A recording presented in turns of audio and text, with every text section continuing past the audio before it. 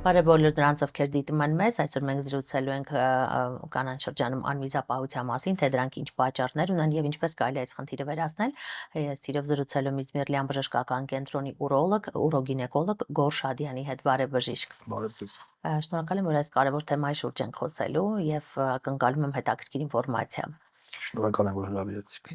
Եվ այսպես անվիզապահություն, սա արդյոք կարող ենք կապել տարիքային ֆակտորի հետ։ Ուրեմն որոնք են անվիզապահության ռիսկի գործոնները, եթե դրա մասին խոսենք, նախ նշեմ, թե հիմնական տեսակները որոնք են, եւ հետո ամեն մեկի մասին, եթե թույլ կտաք, առանձին խոսենք։ Անվիզապահության բազմաթիվ տեսակներ կան, բայց մենք առանձնացնում ենք 3 հիմնական տեսակներ։ Առաջինը կոչվում է ստրեսային անվիզապահություն, հա։ Սա այն անվիզապահությունը չի, որ վախենում է ինչ-որ մեկը ու ակամա միզարձակություն է սկսվում։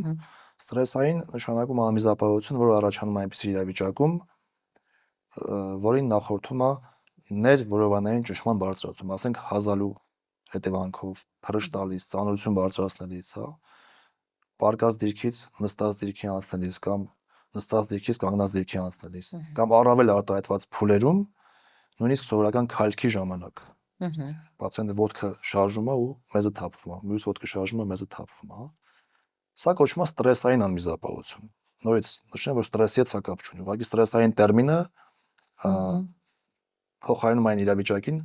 փորձում է բացատրել մի իրավիճակ, որը առաջանում է ներվորովանային ճնշման բարձրացման հետևանքով։ Այստեղ տարիքային առումով ինչ որ կինը պետք է տարեց լինի ավելի, որ լինի թե երիտասարդ տարիքում Ուրեմն տարիքը ռիսկի գործոններից մեկն է։ Մենք պատճառ որպես այդպեսին չենք ասում։ Եթե մեխանիզմ փորձենք ասենք, որ մեզը պահող համակարգը կամ փականային համակարգը չի աշխատում այնպես, ինչպես որ պիտի աշխատի, հա, չի կարողանում լավ փակի եւ պահի։ Ռիսկի գործոններից մեկը տարիքն է։ Մյուսը ծննդաբերություններ, հղիություններ, հա, ծանր ֆիզիկական աշխատանք, ծանր ատլետիկայով զբաղվել։ Մի խոսքով այն ամեն ինչը, ինչ որ երկար ժամանակ հանգեցրել է ներվորովայնային ճնշման բարձրացման, հա։ Սրանք են ռիսկի գործոնները։ Եվ կինը ինչ գանգատով է գալիս այս պարագայում, ասում է բժիշկ ջան, հազում եմ թափվում է, փրշտում եմ թափվում է, ծիծաղում եմ թափվում է, բարելուց, ցատկելուց, վազելուց, ֆիթնեսի չեմ կարողանում գնամ, որովհետեւ մեզս թափվում է։ Ներեցեք բժիշկ, այն նշեցիք ֆիթնեսի չի կարողանում գնալ, քանի որ միզարձակման խնդիր է առաջացել, բայց եթե բարբերաբար այս մարզումները մինչ այդ արվել է գրագետ սպորտային ակտիվ կյանքով ֆիզիկապես մարզված վիճակ, արդյոք կխուսափեն այս դեպքում այս խնդրից։ Հարցը մի քիչ հակասական է, եթե ծանր ատլետիկայով զբաղվի օրինակ, մենք գիտենք, որ կին ծանրամարտիկների մոտ շատ տարածված է անվիզապահությունը, մասնավորապես ստրեսային տեսակը, որի մասին որ քիչ առաջ խոսեցինք։ Եթե անենք ոչ այդքան ուժային վարժություններ, ունենք տվյալներ, որ միգուցե հավանականությունը նմանատիպ անվիզապահություն ունենալու որոշակի նաև իջացնենք հետագայում։ Եվ մենք ի վերջո գիտենք, որ նաև անվիզապահության տեսակը հնարավոր է բուժման տարբերակներից մեկը նաև դա հատուկ վարժություններ կա, որ անում ենք, որոնք կոչվում են կեգելի վարժություններ, հա, եթե կուզեք սրա մասին եւս կխոսենք։ Այո, անպայման կխոսենք այդ մասին։ Տարատեսակ նաև հիմա սարքավորումներ կան էսթետիկ կենտրոններում, որոնք ասես ապահովում են կեգելի վարժությունը, այդ մարզումը։ Դա դուք որպես մասնագետ որքանով եք ճիշտ համարում։ Եթե խոսքը բիոֆիդբեքի մասին է, որոնք ուրեմն փորձեմ ներկայացնեմ համառոտ,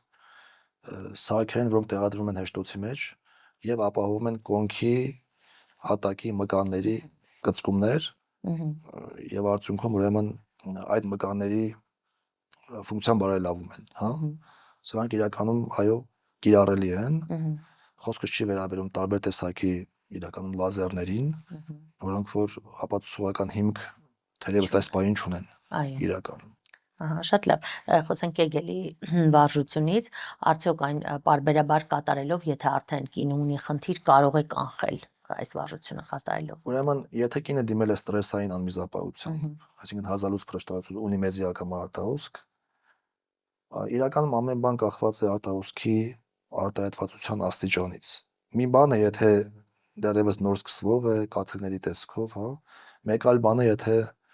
շատ արտահայտված է այս անմիզապահությունը, բայց բոլոր պարագաներում կեգելի վարժությունը կարելի է փորձել կիրառել, հա, միաժամանակ 2 ամիս, 3 ինչու՞ չէ։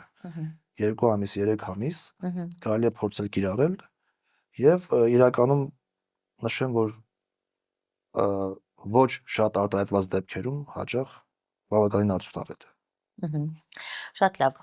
եւ կանանց մոտ անմիջապահությունը անտեսելու դեպքում, բացի այն, որ նա կրում է պարբերաբար այս անհարմարությունը եւ ինքն իրեն ասես սահմանափակում է շատ կյանքի ոլորտներից, սա կարող է իր հետևից այլ խնդիրներ բերել։ Անմիջապահությունը այնքան կյանքի համար վտանգավոր իրավիճակ չէ, որքան կյանքի որակի վրա ազդող իրավիճակ է, հա։ Եվ մենք նաև չխոսեցինք մնացած տեսակների մասին։ Այո, խնդրեմ դա էլ շարունակեք։ Առաջին տեսակը կոչվեց ստրեսային, երկրորդը կոչվում է անմիջապահության ուրգենտային կամ հրամայողական տեսակ։ Այն մեզ վստահաբար լսում են հիմա կանայք, ովքեր որտեղ շատ տարածված է այս խնդիրը։ Իդեպ վերջերս հարցում ենք անցկացրել Հայաստանի Հանրապետության կանանց շրջանակներում եւ շատ մեծ տոկոս կանայք ունեն անմիջապահության այս կամ այն տեսակը։ Մեր հացում կատարած կանանց մոտավորապես եթե սխալ չեմ հիշում 60-ից ավել տոկոս, որը շատ մեծ թիվ է իրականում։ Երկրորդ տեսակը կոչվում է ուրգենտային կամ հրամայողական։ Եթե նախորդ պարագայում խնդիրը կապված էր փականային համակարգի հետ, այսինքն փականը չէր փակում նորմալ եւ 1000-ից փրշտալուց մեզը թափվում էր, այս պարագայում կինը նշում է, որ 1000 փրշտալուց խնդիր չունի ինքը, բայց իր մոտ առաջանում է անմիջապահություն, մեզի ակամա արտահոսք այն պարագայում, երբ որ ինքը ունի միզելու ցանկություն, այսինքն ինչ ասում է բժիշկ ջան, հենց միզելու ցանկություն ունեմ, չեմ հասնում գնամ զուգարան, ակամա մեզից թափվում է։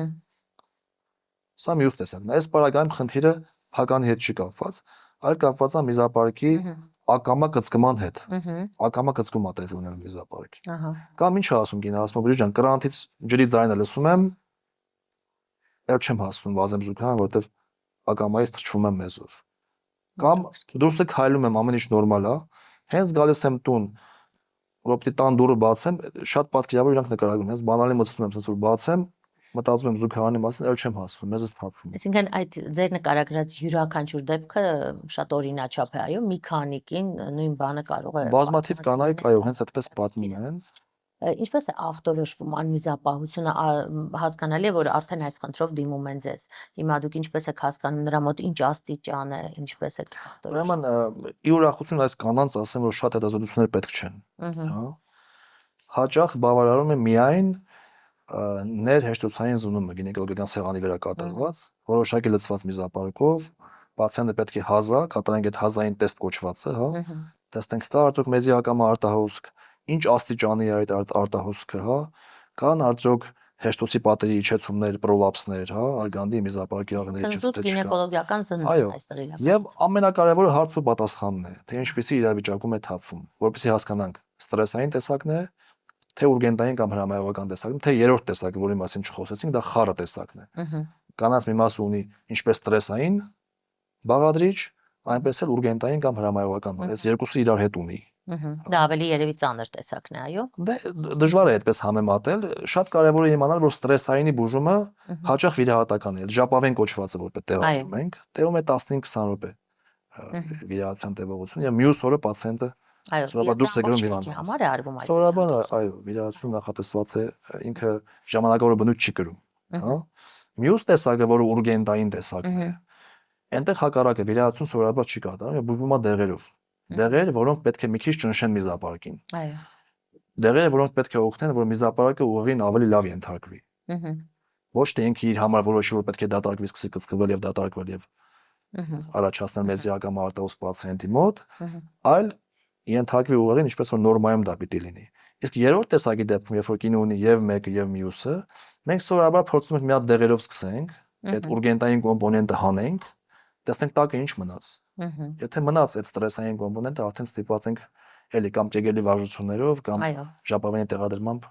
Այսինքն առաջին этаպում հենց դեղորայքային բուժմանն եք նախապատվություն։ Եթե ուրգենտայինն է կամ խառն է, եթե ստրեսայինն է, այնտեղ դեղ նշանակելու իմաստ չկա։ Այո։ Որտեղ մեխանիզմը դեղի հետ կապ չունի։ Տարանջատելն է։ Շատ լավ, եւ վերջում մեր զրույցի կցանկանայի ձեր խորհուրդ ուղղեք մեր կանանց, թե ինչպես տարբերել, որ դա ոչ թե մրսածություն է, կարճատև խնդիր է, այլ իսկապես գործ ունենք ուրոլոգին դիմելու անհրաժեշտության հետ։ Դե եթե կան վերոնշյալ ախտանիշները, որոնք ես նշեցի, հա, միայն մրսածության պարագայում չպիտի կին ունենալ, ընդհանրապես կարևոր մի բան նշեմ, կա մի կարծրատիպ մեր կանանց մոտ